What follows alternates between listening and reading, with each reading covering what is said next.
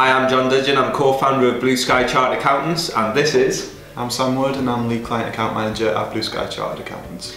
This is the first part of our top 10 tips series of how to raise a seed round. I think one of the big learnings for us as a practice with working with seed round companies is the length of time it actually takes to go through the process. It's challenging, there's ups and downs, it really is a roller coaster ride, and I don't think a lot of co-founders appreciate that, certainly the first time in. So resilience is really important. Yeah, I think as they go through the process and they move through the different rounds, then they definitely start to get a sense of how difficult it can be and how long it can take. But operating under traditional finance rounds, you're looking at anything from 3 to 6 months as standard, but potentially longer, potentially shorter.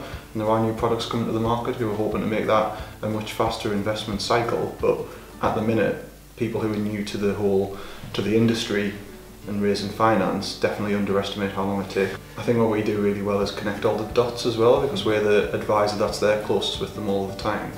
And because we work in that niche and we understand what businesses are doing, then whether it's the lawyers or who are sort of the investors, their lawyers on their side, or the people who are sat on boards at later dates, we've been there and done that with so many people. We understand how those dots all join up, and I think people really appreciate that. Yeah, I mean, spending a lot of time understanding your revenue model, understanding your overheads, and really getting to the nitty gritty of your MRR, your CAC, your lifetime value, whatever it may be, and being prepared and ready for any question on any number from multiple investors is really important.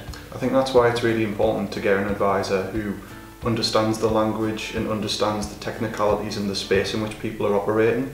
MRR, customer lifetime value, customer acquisition costs, all of those sort of things are phraseology and terms which have grown out of Silicon Valley and the startup scenes that have come across to the UK, and that's all great, but not every advisor understands the importance of those, and that's again where I think we join the dots up between what the investor wants to see and making sure that the founders go in there understanding their growth engine and how they're going to get across that USP to the investor.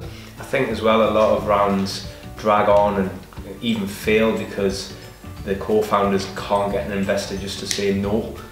There's always a tentative yes, and it drags on, and there's a lot of hope around it, and I think if a co-founder can really drag out a no from an investor, then that's important. But equally at the same time, when you're getting no's, which you might get a flurry of them, learn from them, ask for feedback and keep moving forward. Yeah, definitely. I mean, we've learned a lot over the last few years working with startups, and we've embraced a lean startup mentality ourselves, and learning from no's from a lean perspective is really important.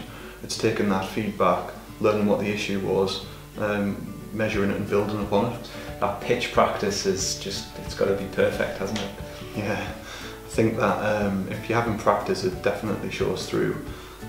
Making sure that you've done it on as many people as you can, and I think one of the key bits of advice with pitching and practicing is definitely making sure that you do it with people outside of your immediate network, people who won't sugarcoat any advice to you, and will come in and if it isn't very good, tell you why it isn't very good, but if it is good as well, make sure that you know why it's good and why you're hitting the nail on the head, and be able to embrace that further. Yeah, despite being an accountant as well, I'm a very visual person, and bombarding people with a whole bunch of numbers probably isn't right for everyone. Graphical representations, illustrations, that thing about a picture tells 1,000 stories is so true. And the best pictures I've seen are really visual in nature.